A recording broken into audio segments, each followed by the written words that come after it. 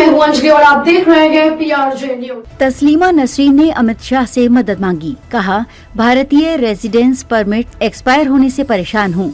भारत मेरा दूसरा घर है। बांग्लादेशी लेखिका तस्लीमा नसरीन ने सोशल मीडिया प्लेटफॉर्म एक्स पर गृह मंत्री अमित शाह से मदद मांगी है। उन्होंने कहा है कि उनका भारतीय रेजिडेंस परमिट जुलाई में एक्सपायर हो गया है और गृह मंत्रालय उसे रिन्यू नहीं कर रहा है।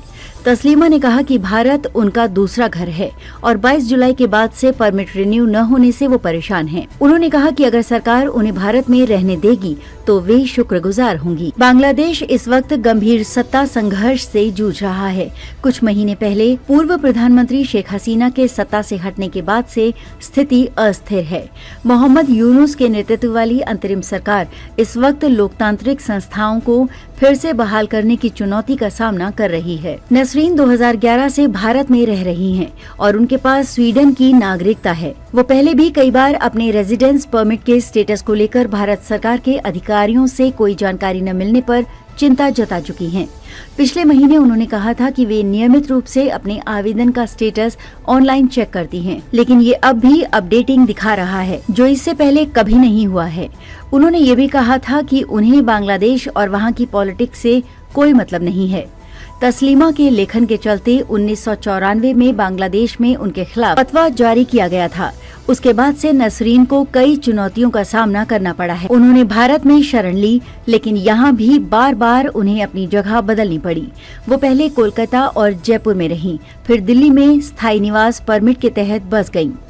मीडिया रिपोर्ट्स के मुताबिक तस्लीमा साल 1998 में कुछ दिनों के लिए बांग्लादेश गई थीं, लेकिन उस समय वहाँ शेख हसीना की सरकार थी, इसलिए उन्हें बांग्लादेशी सरकार ने फिर से देश छोड़ने के लिए बाध्य कर दिया था। तस्लीमा शेख हसीना की विरोधी खालिदा जिया को भी इसके लिए जिम्मेदार मानती हैं।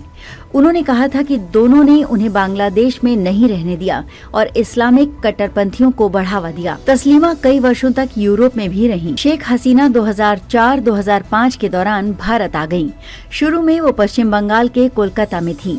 उन्होंने कहा था कि बांग्लादेश के करीब रहकर वो कोलकाता से अपने वतन के अनुभव को महसूस करती रहेंगी, लेकिन 2007 में वो जयपुर में रहने चली गई थीं और अब वो दिल्ली में रहती हैं। तस्लीमा ने नागरिकता संशोधन कानून को लेकर कहा था कि इस कानून में पड़ोसी देशों में सताए गए मुस्लिमों, मुक्त विचारकों और नास्तिक लोगों को शामिल किया जाना चाहिए। खबरों में अब तक ये बस इतना ही। मिलते हैं फिर ऐसी की बड़ी खबर के साथ। तब तक नमस्कार और देखते रहिए PRJ न्यूज।